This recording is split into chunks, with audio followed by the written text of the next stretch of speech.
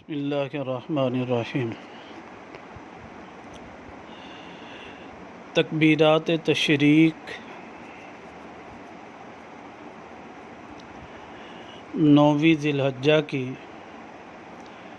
فجر سے لے کر 13ویں ذی الحجہ کے عصر کی نماز تک جاری رہتی ہیں۔ اس بارے میں دلائل مبارکہ ذکر کرتا ہوں۔ کتاب الآثار ابو یوسف یعقوب بن ابراہیم انصاری رحمہ اللہ، جو امام صاحب کے بڑے شاگردوں میں سے ہیں، روایت مبارکہ نقل کرتے ہیں۔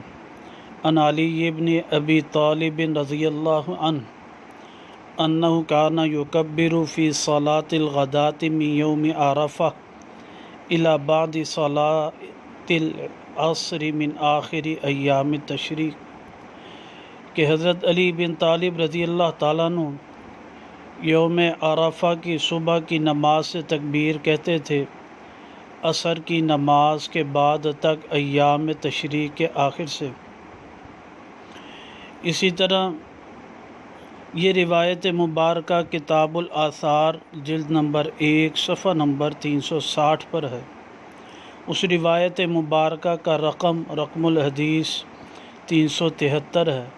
پھر 375 روایت مبارکہ کے راوی حضرت ابو ابن مسعود رضی اللہ تعالیٰ عنہ ہیں، ماتے انہ قال فی التکبیر ایام التشریق، کہ آپ ایام تکبیر کہتے تھے ایام تشریق میں من دبر صلاة الفجر یوم عرفہ، یوم عرفہ یعنی 9ویں ذی الحجہ کی فجر کی صبح سے، الی دبر صلاة من یوم النحر، یوم النحر کے دن سے پیچھے عصر کی نماز ہے، اور پڑھتے تھے اللہ اکبر لا الہ الا اللہ واللہ اکبر وللہ الحمد۔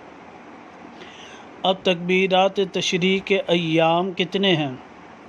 حضرت ابراہیم رحمہ اللہ سے ایک روایت مبارکہ ہے،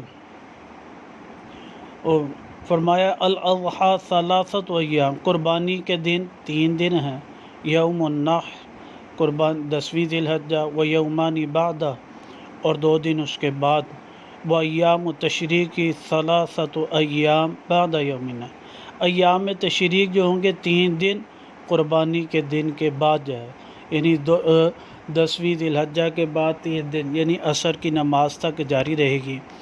یہ روایات مبارکہ جو ہے کتاب الآثار میں امام ابو یوسف رحمہ اللہ نے نقل کی ہیں۔ ہم نے اسے مدلل طور پر ذکر کیا۔ جو شخص مقیم ہوگا، مرد ہو عورت ہو منفرد ہو، سب پر ایک مرتبہ پڑھنا جو ہے واجب ہو جی، اور سب پر پڑھنا واجب ہے۔ اگر امام بھول جائے، امام کے ذمے بھی لازمی، تو مقتدی یاد کروا دیں۔ اللہ سبحانہ تعالیٰ صحیح سمجھ عمل کی توفیق نصیب فرمائے۔ اور یہ روایات مبارکہ بحوالہ ہم کلپ کی صورت میں اور اس کی تصاویر کے ساتھ آپ کے سامنے پیش کر دیں گے۔